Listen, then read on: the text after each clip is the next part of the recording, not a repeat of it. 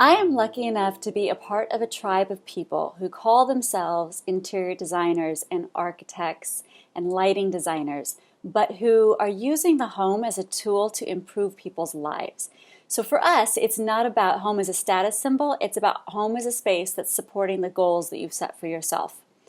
One of the people that is, I would say, a founding member of this tribe is the amazing Sarah Susanka. She has written this amazing book, The Not So Big Life. It's part of a series. She started with The Not So Big House. She's an architect, and she, like me, is talking about homes not just as pretty spaces, not just the architecture of the home, but how it's serving and supporting and reflecting the life that is meaningful to you, your values. So when I was thinking about what I wanted to share with you about this book, which was one of the ones that inspired me to write my book, I had a little trouble, but I decided to read this.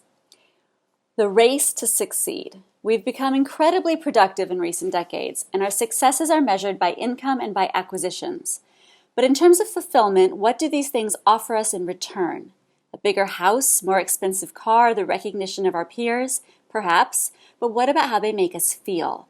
Although there's nothing wrong with success, if pursuing it occupies most of our waking life, it's no wonder something feels out of balance.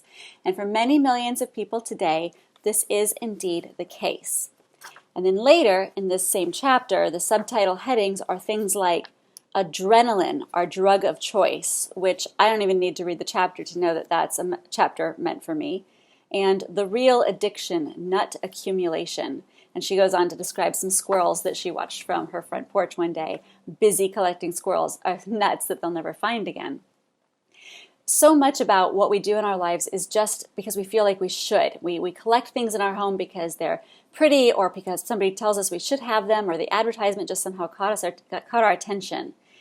But we forget to be selective. We forget to think about, should I have that in my home? Is it going to serve me or is it just going to collect more dust? And worse, we forget to clear things out in the first place to make room for new, wonderful, beautiful things, which she also talks about in this book. So, think about your space. Make sure it's supporting you. If you haven't yet come across Sarah Susanka, you absolutely must. She's fantastic. And if you haven't yet read my book, I suggest you do that as well. It's Happy Starts at Home. And you can see before and afters of spaces I've created for my clients at happystartsathome.com. Go home and enjoy your space. If you're not enjoying it, make some changes right away. This is to your happy home and your happy life.